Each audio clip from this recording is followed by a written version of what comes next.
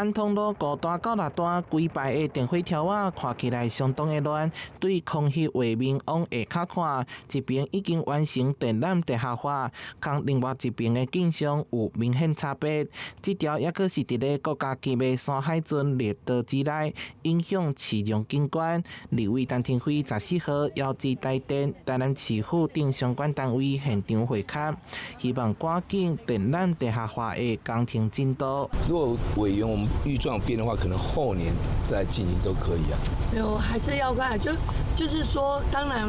後年完工了哦，因為這個鐵路地下這個台電地下電纜地下化也不可能說這麼長的路段，好像再加上我們現在，就我們希望說明年逐段的，對，明年然後完成是在後年，就是說從明年這樣逐段完成。台電初估總經費將近1億，以目前制度，地方政府需要負擔5成，大約5000萬配合款。那經費到位，上緊明年會當分段時間，後年完成整體工程。也毋過這幾冬因為極端氣候，加上過去風災造成台南儕位停電，顯示電網韌性的重要性。陳廷輝也呼籲中央愛重新檢討補助機制。我們也應該要鼓勵我們地方政府來加入我們的韌性專案，所以希望未來可以只要願意加入編列經費的，我們以6成、4成來鼓勵地方政府來編列預算，也就是中央6成，地方4成，這樣才會有誘因啦。電線桿地下化，相信